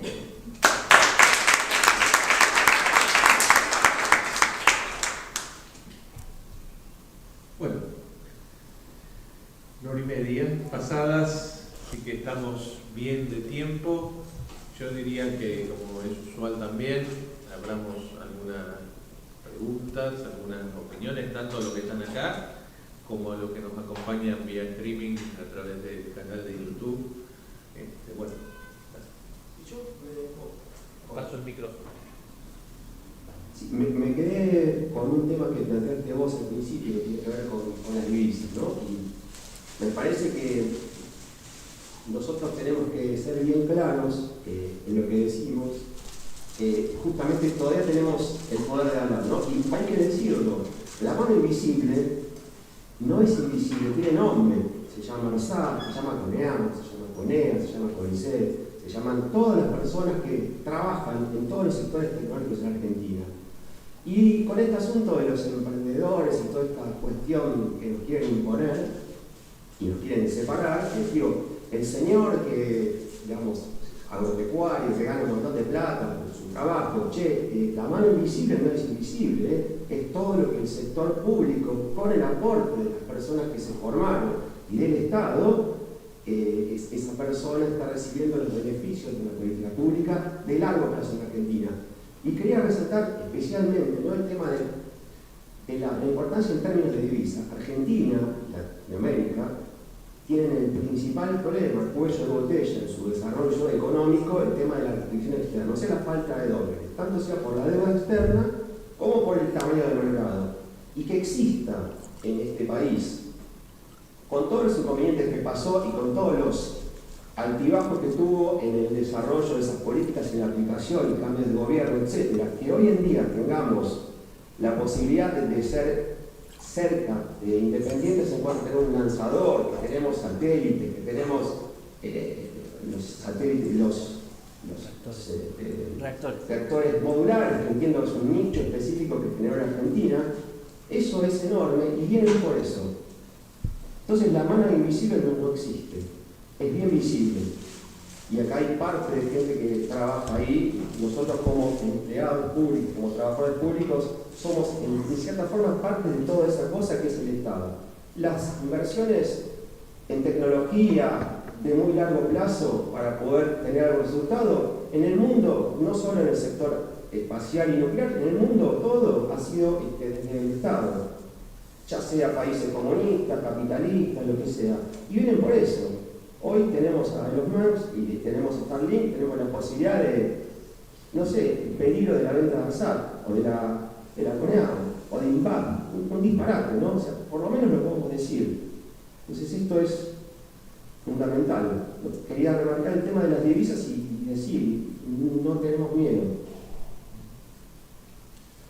Gracias, Fede. Yo también quería aportar una parte de esto. Me parece que acá la palabra que está en discusión es soberanía, ¿no?, e independencia. Esto pasó en el 55 con los desarrollos tecnológicos que tenía el gobierno peronista, con el pulqui, con la industria pesada, etc. A pesar de eso se mantuvo en determinada forma hasta los 90, porque había otro concepto atrás que estaba detrás, que tenía que ver con la carrera armamentista y la defensa nacional. El almirante Castor Madero con la energía nuclear, la Fuerza Aérea con el Cóndor 1, Cóndor 2, la base de Chamical, todo el desarrollo tecnológico que mantuvo el país, estuvieron vinculados a la cuestión de la defensa nacional, que después de los 90 esto ya queda totalmente relegado y el gobierno de Néstor recién intenta volver a esta senda de desarrollo, por supuesto de usos pacíficos. Hoy lo que nos están ofreciendo es la mano invisible del mercado, el retiro del Estado y que vengan otras potencias a brindarnos estas soluciones hasta que, como se dijo acá, te apaguen la llave y no la puedas usar más. Gracias.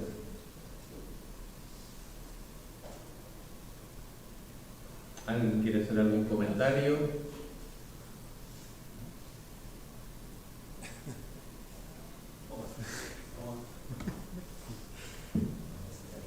Yo creo que quizás, primero quiero hacer algunos anuncios, para que esto no parezca como que es un hecho aislado, como que es un tema puntual de que presentamos una revista que es, pero esto es una continuidad. Ustedes saben que está si no lo saben, se enteran ahora, que está en prensa el número 61 de la revista Escenarios, que es exactamente con el mismo título, Un Estado Mejor desde sus trabajadores. O sea, damos continuidad a esto.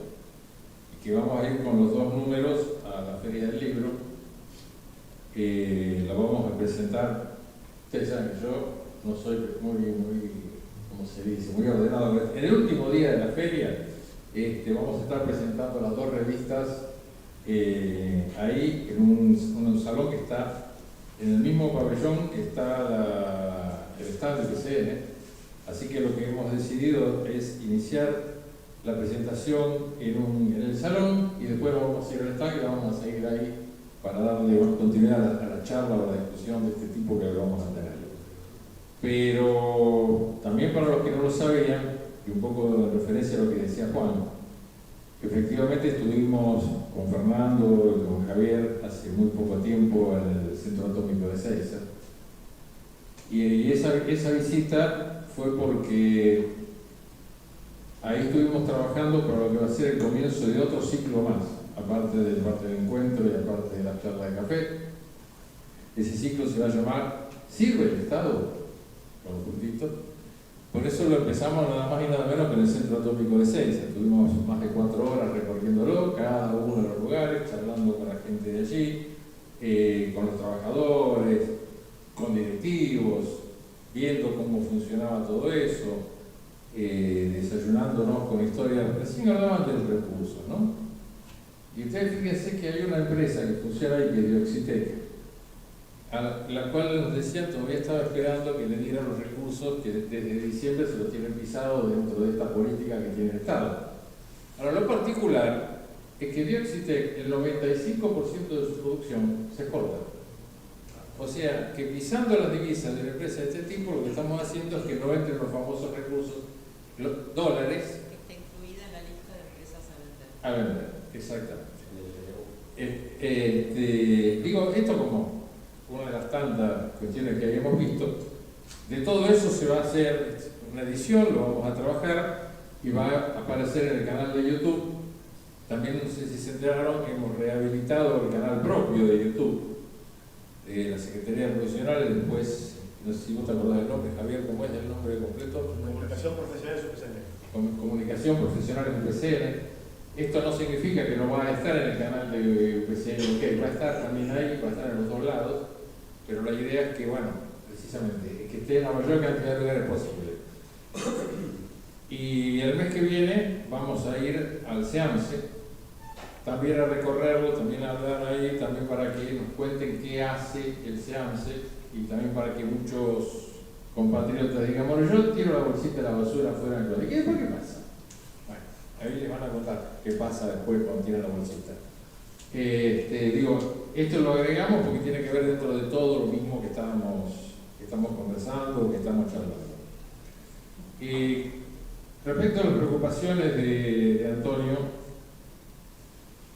creo que tenemos que dar una batalla cultural muy importante, porque a veces, hasta en los términos de las palabras, yo coincido que con las palabras que usamos, cuando nosotros incorporamos las cuestiones tipo capital humano, cosas por el estilo, lo que no nos damos cuenta es que estamos incorporando una ideología. Las palabras tienen ideología, no son escénicas. Pero además de eso, nos fueron formateando, y yo, de manera tal que pensáramos de una manera y nos escamoteara la realidad. Entonces, yo pensaba, por ejemplo, en dos cosas vinculadas con lo que estamos hablando. Si yo le digo a cualquiera de ustedes cuándo comenzó la tarea del CONICET, ustedes me van a decir 1956, el presidente fue Bernardo Hussein, ¿no? Mentira. ¿Sabían eso? Antes del CONICET, durante el gobierno peronista, se creó algo llamado el CONITIC. La diferencia entre el CONICET y el CONITIC es que uno era el Consejo Nacional de Investigaciones Técnicas y Científicas y el de ahora es el Consejo Nacional de Investigaciones Científicas y Técnicas. Pero si ustedes leen, es más, el decreto de creación del CONICET en uno de sus artículos dice expresamente que queda derogada la norma que creaba el CONITIC. O sea, mayor confesión de parte de que hay una continuidad.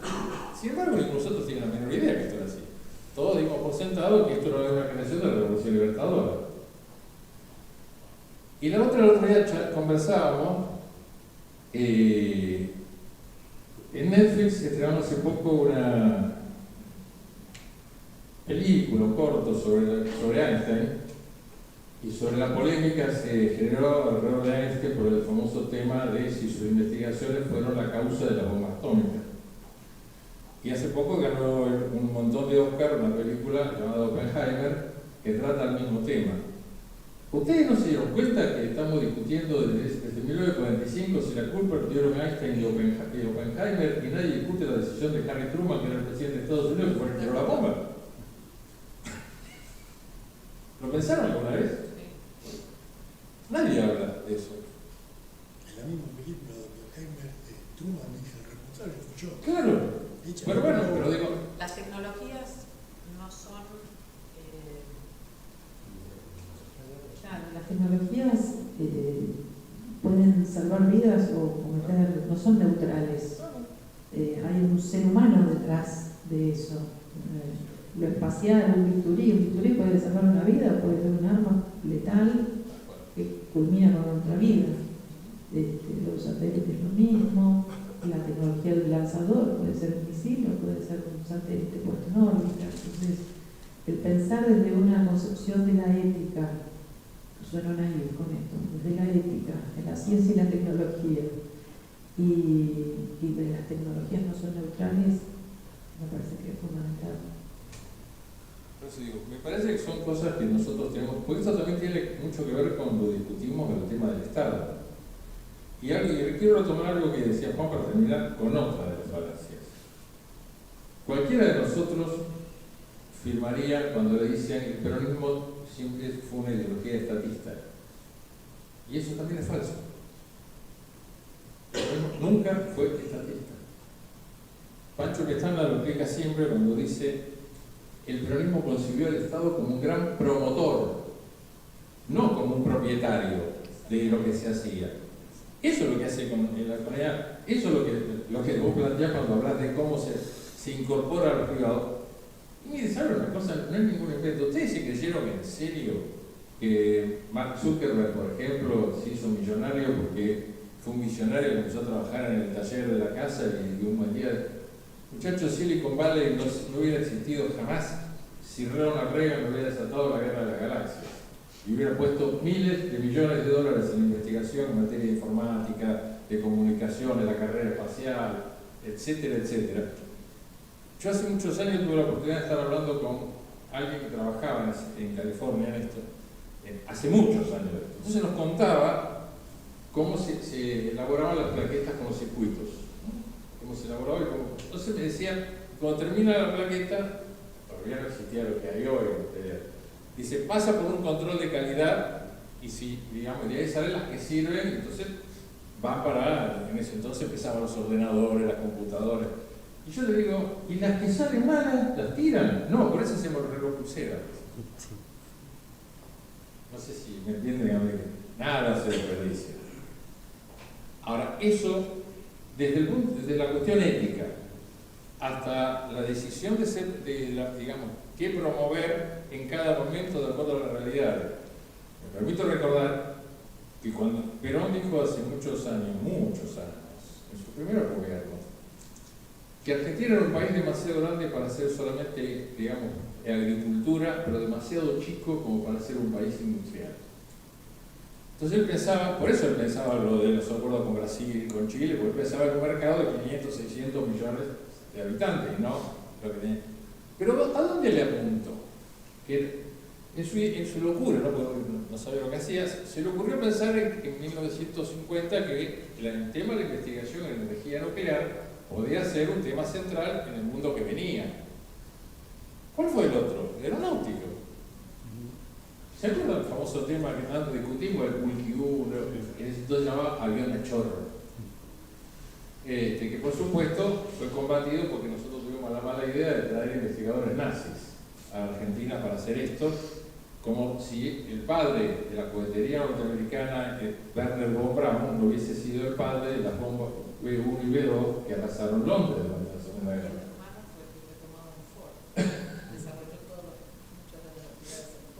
Te digo, en ese entonces ya nos dábamos cuenta que había que buscar ciertos desarrollos tecnológicos porque era por donde iba a pasar a futuro las cosas. Eso siguió siendo igual, pero nosotros, a ver, nunca le apostamos a hacer, digamos, autoabastecernos de todo lo que había que hacer. Nunca pensamos que el modelo industrial de sustitución de importaciones era para toda la vida y que era la única forma de industrializarse. Nunca pensamos que el Estado tenía que ser el propietario de cosas, sino todo lo contrario, sino ser el promotor, digamos, de la generación de riqueza, del apoyo a los emprendedores, si lo querés ver en el fondo. El tipo que tenía una idea, tenía un proyecto, el proyecto podía funcionar, digamos, podía servir al bien común, bueno, dale por adelante, ahí está el Estado. Yo podría enumerar una gran cantidad de cosas que se hicieron desde ese lugar. Pero lo que sí es, hay algo, hay un espacio, hay un ámbito, hay un lugar donde se piensan estas cosas desde el punto de vista del bien común, de la justicia social. Si no es así, ese es el ámbito del Estado. La política pública. Bueno, pero ese es el ámbito del Estado, es de donde se piensa en términos del bienestar común, del bienestar del conjunto de la comunidad. Por eso cuando alguien dice que hay que arrasar con el Estado, en realidad lo que está diciendo es volver a retomar la famosa frase de Hobbes, ¿no? El lupus, el hombre lobo del hombre, que siempre me acuerdo, y lo reitero esto porque es muy importante, la frase no es de Hobbes. La frase el hombre lobo del hombre es una frase de un escritor de comedia del Imperio Romano, pero en su versión original no termina ahí. Él dice, lobo es el hombre para el hombre, coma, cuando niega en el otro la condición de tal. Hay una pequeña diferencia. No es que naturalmente el hombre es el lobo del hombre, lo es cuando le niega al otro la condición de ser humano. Estas amputaciones tampoco son casuales. Pero digo, estos debates, estas discusiones son las que estamos atravesando ahora. Entre otras cosas, lo que nos está gobernando no es ni liberal ni neoliberal. Es un modelo que ha amputado al liberalismo nada más y nada menos que de gran parte de su contenido. Porque el pensamiento liberal es el pensamiento que se levantó de alguna manera contra cierta autoridad del rey, de la iglesia, lo que fuera en su momento, en aras de la total libertad de los seres humanos. Ahora, cuando alguien suscribe ahora ideas como no debe haber libertad para los que no están de acuerdo con la libertad, con el concepto de libertad que tienen ellos, eso no es el liberal. O alguien que dice la eficiencia es más importante que la democracia, como le dijo Milton Friedman, el asesor de Pinochet en el gobierno chileno. Ningún liberal, digamos, real y consustanciado con sus ideas y defensor de sus ideas hubiera sido asesor de Pinochet. Pero toda esa parte la amputaron, toda esa parte la escamotearon. Y entonces tenemos hoy un presidente que no solamente no es liberal desde el punto de vista de reivindicar lo secular, sino que se transforma en un fanático religioso. El liberalismo nació exactamente como oposición al fanatismo religioso. Entonces, Les digo estas cosas porque no nos dejemos vender buzones. No nos compremos más este tipo de cosas por la cual nosotros miramos esperando la tormenta de allá y la tormenta viene de allá. Entonces, tener muy clarito y definir al enemigo en un momento de este tipo es clave. Porque si no lo definimos adecuadamente, todo lo que pensemos como para dar los debates necesarios que hay que dar, lo vamos a hacer mal, la vamos a pifiar, nos vamos a equivocar. Y esto es central, porque así como tenemos que mostrar lo que hace el Estado, que no es cierto que sea una organización criminal y cosas por el estilo, aunque en algún caso es usado como tal. Si no, pensemos en cómo fue utilizado el famoso préstamo del Fondo Monetario, gestionado por el actual ministro de Economía, que dice, por ejemplo, que él no sabe qué se le pudo ocurrir o de dónde sale eso de la estabilidad del empleado público. Ahora, yo le pregunto, ¿ustedes se creen que él no sabe que sale de la Constitución? Pero lo que quiere es que nosotros perdamos tiempo durante 3 días explicando que sale de la Constitución, cuando no tenemos que explicarle nada, él sabe dónde sale, es un enemigo. Sí que sabe, Sabe eso, pero es un enemigo, lo que quiere es hacer pedazo todo, y el discurso no lo genera hacia cierto sector de la sociedad como para legitimar su política. No sé si nos entendemos. Si la sociedad argentina de golpe empieza a darse cuenta, cuando va a hacer su tratamiento en un hospital y dice que va a hacer un tratamiento con medicina nuclear, se entera que eso es posible porque los radioisótopos los hace la CONEA. Por el campo se enteran que es a través de los satélites como le van a advertir a ellos, como viene o no vamos a creer que el servicio meteorológico sale todavía a ver si el bichito está dando vuelta más arriba o más abajo para llover. Eso se hace con satélite. Ahora, si lo descubre y descubre que eso hace el Estado, el discursito de la organización criminal ya no corre, ya se cae. Va a parecer muy brutal lo que voy a decir, pero lo digo siempre también. Antes de cada genocidio hubo un proceso de estigmatización de quien se iba a aniquilar después. Primero tengo que legitimar mi política de destrucción. ¿Y cómo la legitimo? Si no estigmatizando lo que voy a destruir. Porque si yo no lo hago, entonces la gente dice, ¿por qué lo destruye? Eso es el debate que estamos dando hoy. El debate no es ni siquiera, y esto es duro lo que voy a decir, el tema de los contratos que no se renuevan, los artículos 9, la ley de contrato, no es la guerra, es una batalla. La guerra es mucho más profunda y va mucho más lejos. Nosotros vamos a dar esa batalla porque, entre otras cosas, porque vamos a defender el material, no el capital humano del que está hecho el Estado. ¿Sí? Y porque creemos en nuestros compañeros, que creemos en la capacidad que tienen. Por eso vamos a dar la batalla, pero no porque creamos que esa es la batalla estratégica. La batalla estratégica va más lejos, es mucho más lejos, y es definir qué modelo de país queremos. Cuando Milei les dice a todos ustedes y le dice a todo el mundo que la Argentina hubo una Argentina potencia, que fue hasta 1916 y en decadencia después hasta 1930, no es casual que ponga como primera fecha 1916, que fue la primera vez en que el pueblo argentino votó con padrones. Y después habla de 1930, porque está adelantándose lo que es el peronismo. Cuando Milei dice eso, nosotros le podemos contestar lo que era en realidad esa Argentina. ¿Ustedes creen que él no lo sabe? Sí que lo sabe. Por eso lo reivindica. En esa Argentina no había vacaciones, en esa Argentina no había jubilaciones, en esa Argentina no había sindicatos, en esa Argentina no había derechos sociales. Por eso eso es lo que está reivindicando. No está equivocado, sabe lo que quiere. Él quiere volver a la Argentina a un país factoría, como éramos hasta 1930, una factoría que producía carne para el Imperio Británico. Eso es lo único que le interesa. Entonces, para él, la investigación, ciencia y tecnología, el desarrollo espacial, ¿para qué lo quiere? No le interesa. Y él es un mandadero de los que deciden eso. Y voy a terminar con una cosa que también lo vengo repitiendo. Cuando digo definamos adecuadamente el enemigo. Milei no es la representación en la Argentina de la nueva derecha.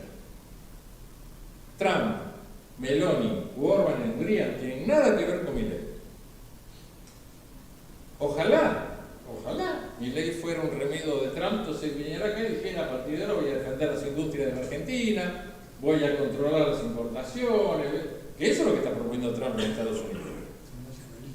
Y ustedes me van a decir, ¿y entonces por qué Trump lo impulsa a Milei? Porque los nacionalistas, hasta el extremo del patrioterismo como Trump, necesitan cipayos de mierda con Milei. Que esté dispuesto a venderle todo barato, regalárselo a las grandes potencias, en este caso a Trump. Una cosa es funcionar a la otra. Por eso, ya no seamos giles, no es porque sean iguales. Escúchenla. A ver, yo no le tengo simpatía, pero yo le digo, escúchenla a Meloni, cuando en la reunión de la Unión Europea Macron le recriminó porque Italia no era dura para parar la corriente migratoria, y ella, que viene del partido de Berlusconi, viene en serio de la nueva derecha italiana, le dice, ustedes nos piden ahora que nosotros filtremos la inmigración que se produce porque ustedes hicieron pedazos a todos los países africanos con el colonialismo durante siglos y ahora nos tenemos que hacer cargo nosotros. ¿Ustedes se creen que van a escuchar eso en mi ley? Entonces, por eso digo, ojo con esto. Nosotros vamos a hacer todo al mismo tiempo. Hoy estuvimos a la mañana hablando de cómo vamos a defender con nuestras delegaciones gremiales, a través de la vía judicial, a través de la vía gremial, a través de la vía mediática. Vamos a enfrentar esta política de expulsión de empleados públicos, de eliminación de organismos, todo eso. Pero al mismo tiempo, nosotros tenemos que dar la batalla cultural respecto del rol del Estado, respecto de cuál es en serio el rol que le asigna el peronismo al Estado y qué es lo que el Estado hace frente al resto de la sociedad argentina. Porque si nosotros dejamos que nos corten la comunicación con el resto del pueblo argentino, no nos van a ayudar, ni nos van a acompañar, ni nos van a defender. Y es central que lo hagamos nosotros. Es capital. Si no lo hacemos nosotros, no lo va a hacer nadie. Entonces, vamos a hacer los ciclos como este que estamos hoy, vamos a seguir con la hora del encuentro, vamos a hacer el de sirve el Estado, vamos a ir nosotros a los organismos para que ustedes y los laburantes de cada organismo le cuenten y utilicen la herramienta de YouTube para contar a todo el mundo para qué sirven los organismos, cuál es su trayectoria y qué es lo que se está haciendo y el nivel de formación y de capacitación que tienen sus cuadros profesionales. Vamos a hacer las peleas sindicales que tengamos que hacer para defender esto, pero tengamos en cuenta una cosa. No estamos defendiendo ninguna de estas cosas en particular. Estamos defendiendo la decisión de tener un país o de tener una factoría. Esto es lo que está en juego.